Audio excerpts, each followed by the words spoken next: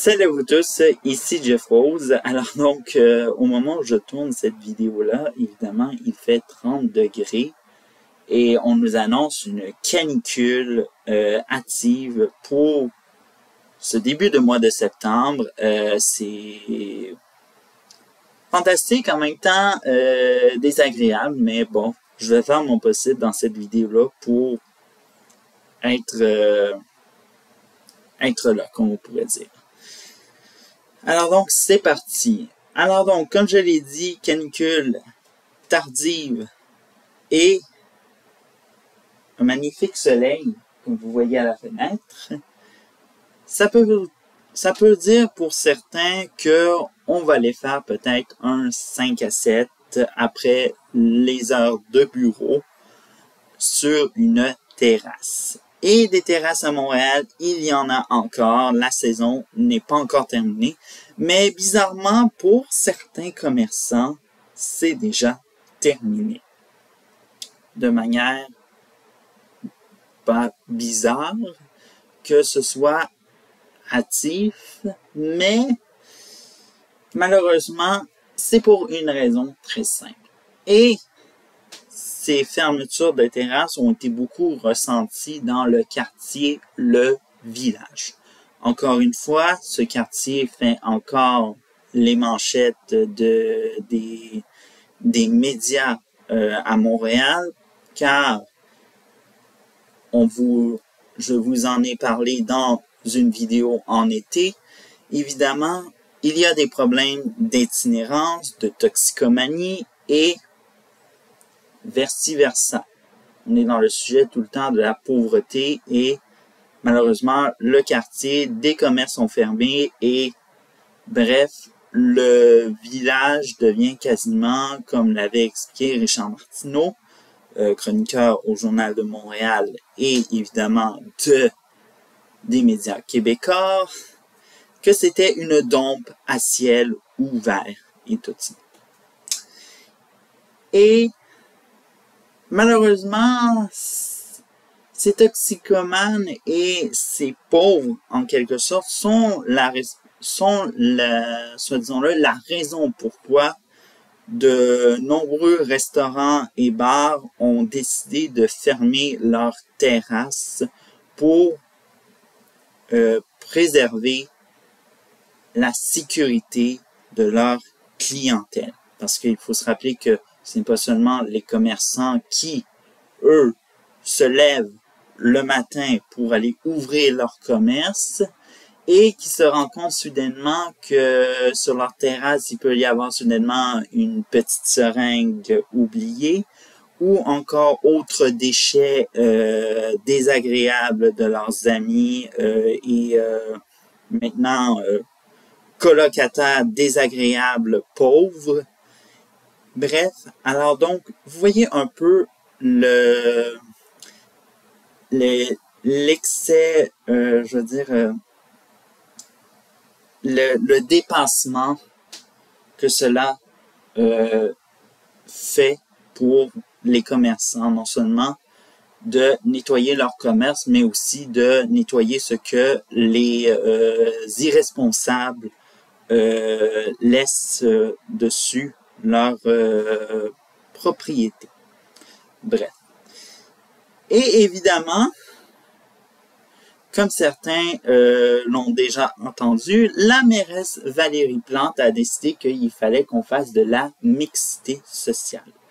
Je m'excuse. Est-ce qu'on utilise un quartier pour en faire un laboratoire à ciel ouvert alors que l'importance, c'est d'en faire une relancée et aussi de se débarrasser au plus vite de la vermine et qui sont les pauvres et toxicomanes qui dérangent officiellement la population. En effet, je déclare que certains en dérangent. C'est pas tout le monde qui dérange. Certains sont couchés 24 heures sur 24. Ils ne dérangent personne.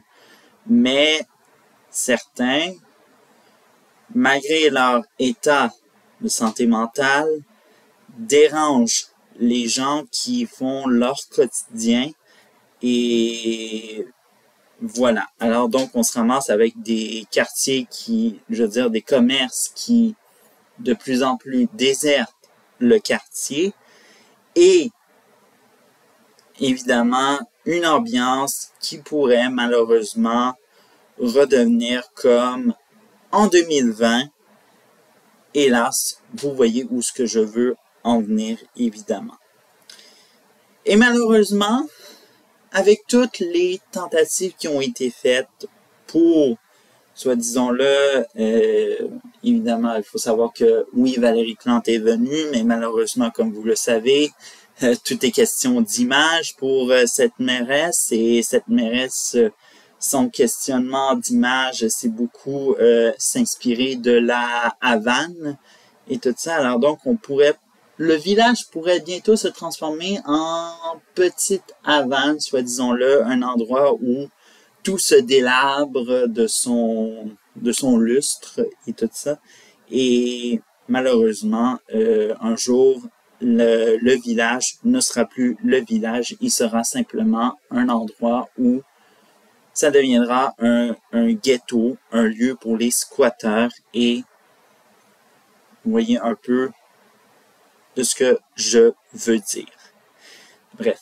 Alors donc, même évidemment,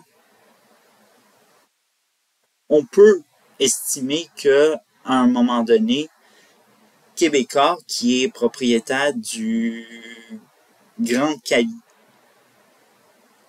quadrilatère du studio de TVA Montréal, va un jour déménager du quartier parce qu'à un moment donné, ça sera invivable parce que si je me souviens et je cite le chroniqueur Richard Martineau, évidemment, il y a des collègues femmes qui se traînent avec des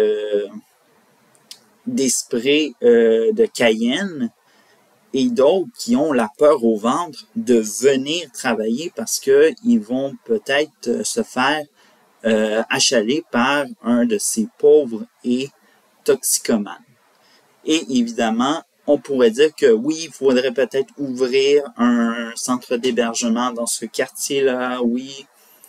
C'est peut-être une bonne idée, mais évidemment, ça accentuerait encore une fois le problème. Et ce qu'on a besoin actuellement, c'est de les éloigner pour je sais pas, il faudrait qu'on ouvre un centre d'hébergement qui soit loin du quartier, le village, qui est un quartier qui vit de commerce, divertissement et de toutes sortes essentielles, évidemment, parce qu'il faut savoir qu'il y a aussi des gens qui vivent dans ce quartier. Il faut ramener la tranquillité et évidemment, il faut que l'insécurité finisse. Mais vous connaissez un peu notre mairesse Valérie Plante, toujours déconnectée de la réalité et qui véhicule un exemple parfait, comme je l'ai dit, de la Havane à Cuba où tout se délabre et évidemment, je ne vous fais pas des blagues, peut-être que ça va peut-être se réaliser et que les bâtiments vont s'effondrer. Évidemment, c'est ce qui se passe dans le quotidien à la Havane à Cuba. Si vous voulez que ça ressemble pas à ça, eh bien, évidemment, il faudra que non seulement la communauté LGBTQ+ se réveille et se révolte contre Valérie Plante afin de la faire tomber, car ça ne peut plus durer et tout ça. Même, je pense que même la communauté LGBTQ+ n'a pas conscience que ce quartier qui est névralgique pour leur communauté est en train de s'effondrer actuellement. parce qu'ils ne se préoccupent plus de ce quartier-là. Ils sont aussi déconnectés parce que ils ont élu cette mairesse et bref. Mais il faut pas évidemment toujours mettre la faute sur Valérie Plante. Il faut mettre aussi la faute sur son administration qui elle aussi contribue au problème et bien sûr ne fait rien en matière, soit à part de mettre des travailleurs sociaux et tout le petit tralala de la gauche classique pour accommoder les itinérants et toxicomanes dans le village que on ne veut pas, évidemment. Alors donc, bref, la mixité sociale, ça doit être dans la tombe et malheureusement, Valérie Plante doit maintenant clouer le cercueil et retourner à la planche à dessin pour en faire une décision qui soit sérieuse et évidemment qui a du sens pour ramener la sécurité et la dignité dans le quartier, le village. C'est tout pour Storytime NTL. On se retrouve mardi prochain. Ciao!